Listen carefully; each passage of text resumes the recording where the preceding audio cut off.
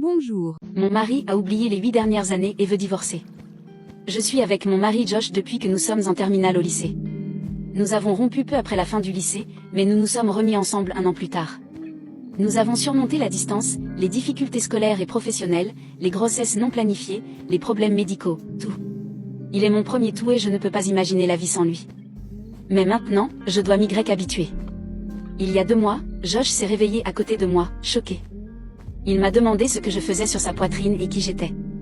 Il aime parfois me réveiller en disant « Hey, qui est cette belle femme sur ma poitrine ?» Mais là, c'était différent et il ne m'a pas laissé le toucher et il a commencé à exiger de savoir où il était et où se trouvait une femme nommée Lisa. J'étais confus et effrayé, c'est le moins qu'on puisse dire. J'ai essayé d'expliquer que j'étais sa femme et qu'il était sain et sauf à la maison. Josh a hurlé qu'il ne m'aurait jamais épousé en 1 million d'années. Il a commencé à courir dans toute la maison en regardant des photos de nous et par les fenêtres. Il refusait de me laisser m'approcher de trop près, alors j'ai appelé sa mère et elle lui a parlé au téléphone. Il a paniqué parce que je connaissais son code d'accès et il a commencé à se plaindre de ce qui se passait. J'ai appelé son thérapeute et il a été emmené à l'hôpital. Il a été placé sous hospitalisation et j'ai demandé à sa mère de venir le chercher à la fin. Lorsqu'il est rentré à la maison 1 semaine plus tard, il a accepté que je sois sa femme, mais a continué à dire que notre relation était mauvaise.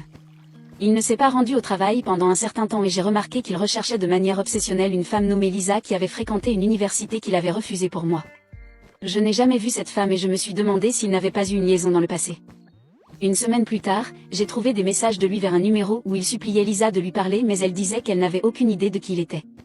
Le téléphone n'était pas public, il devait donc l'avoir mémorisé.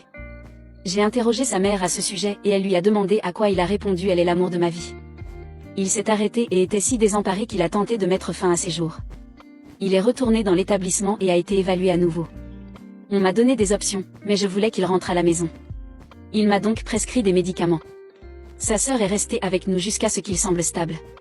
Mais Josh se comportait de manière si froide envers moi, posant des questions sur les raisons de notre remise en couple et sur la façon dont il était contrarié par cette situation. Lors de notre première rupture, je l'ai maudit pendant 3 heures d'affilée et j'ai découvert plus tard qu'il avait fait des avances à la fille dont il m'avait dit de ne pas m'inquiéter. Il disait qu'il ne savait pas comment il pouvait m'aimer à nouveau après tout ce que j'avais dit. Il refusait de faire les tâches ménagères et restait dehors des heures durant.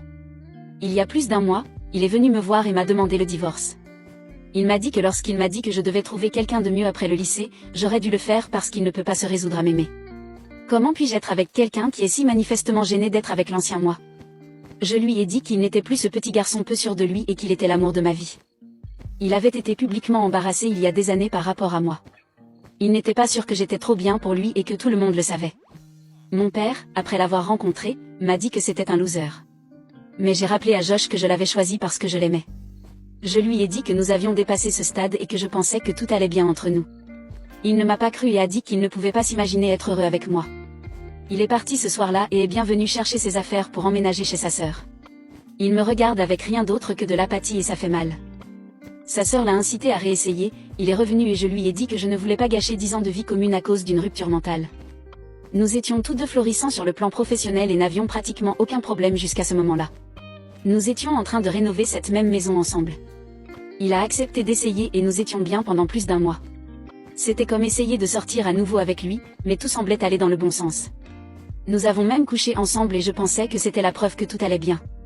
Il était si attentionné et prévenant comme dans mes souvenirs que je me suis dit qu'il y arrivait. Il a pris l'initiative et n'arrêtait pas de me dire à quel point j'étais belle, comme dans ses souvenirs. Puis, il y a 3 nuits, c'est arrivé. Je suis rentrée du travail et j'ai trouvé Josh assis tranquillement à la table de la cuisine, en train de boire. Il ne fait jamais ça. Il m'attendait et a jeté les papiers du divorce et son téléphone sur la table. Son téléphone était ouvert aux SMS avec des photos explicites et mentionnant une nuit ensemble avec une femme nommée Lisa. Pas la même mais apparemment quelqu'un qu'il a rencontré sur Tinder. Je n'oublierai jamais le venin dans sa voix quand il a dit « Maintenant tu vas divorcer ».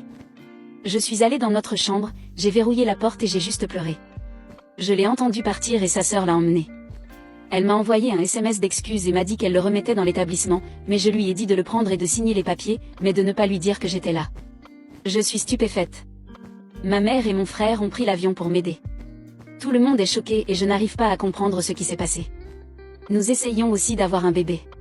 Je vois si je n'ai pas mes règles parce que nous l'avons fait sans protection, mais je me demande maintenant si je ne devrais pas faire un test de dépistage des MST aussi. J'espère que tu as passé un bon moment, bonne journée, bisous.